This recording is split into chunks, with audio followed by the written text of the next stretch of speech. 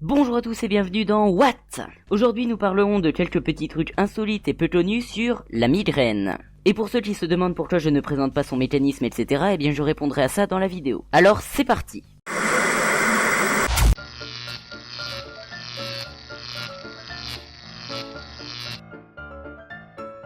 Et on commence tout de suite avec le numéro 1. La migraine est 3 fois plus fréquente chez les femmes. Voilà.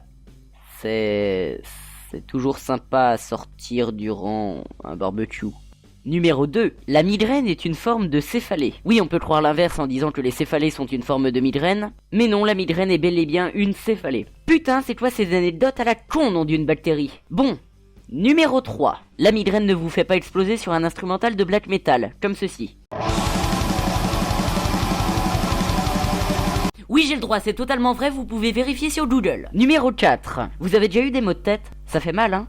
Oui, mais après, ça ne dure pas forcément super longtemps. Eh bien, une véritable crise dure entre 4 et 72 heures. Ça fait beaucoup. D'ailleurs, si vous voulez quelque chose d'encore plus bizarre, on estime qu'à peu près un tiers, et plus précisément 20% des migraineux, font l'expérience d'une aura. Nous en avons vaguement parlé dans l'épisode sur le syndrome d'Alice au Pays des Merveilles, mais nous allons approfondir, et vous expliquer ce qu'est une aura. Alors, numéro 5. Juste une petite chose, je m'interdis formellement de faire la moindre blague sur le prénom Laura. Comme ça, vous êtes fixés, et on peut commencer. Le plus souvent, il s'agit d'un symptôme visuel. Dans ce cas, tout commence par l'apparition d'un trou dans le champ visuel qui prend vite de l'ampleur. Il peut aussi s'agir de formes brillantes, ou encore des éclairs, des images en kaléidoscope et des lignes en dents de scie. Cela peut durer quelques minutes, en moyenne 15 ou 20, mais parfois elle peut durer bien plus longtemps. Et d'autres symptômes peuvent survenir aux troubles visuels, comme des fourmillements, des picotements, des troubles du langage, ou même des hallucinations ophtalmiques, gustatives ou auditives, mais celles-ci se manifestent chez les enfants migraineux. Et une fois l'aura terminée, la crise redevient une banale crise. Numéro 6.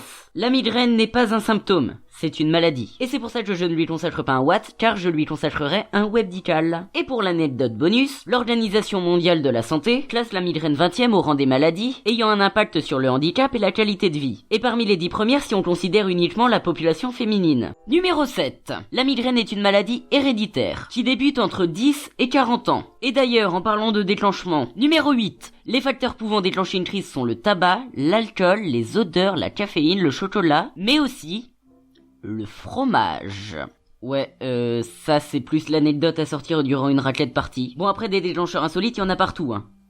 Le fromage, bon ok, j'arrête mes conneries. Et je passe à un autre déclencheur insolite. C'est sympa pour l'anecdote finale. Et d'ailleurs, cette anecdote finale est selon moi la plus impressionnante. Et pourtant, rien à voir avec un top 9. Enfin bref, commençons. Numéro 9. Peut-on prédire une crise grâce à la météo? Il y a quelque temps, cette question a fait l'objet d'une étude américaine. Car autrefois, on connaissait très mal les causes d'une crise. À part certains petits éléments qui augmentaient les risques d'une crise. Mais son déclenchement restait quand même assez aléatoire. Alors que de nos jours, il a été fait un lien entre les maux de tête et la foudre.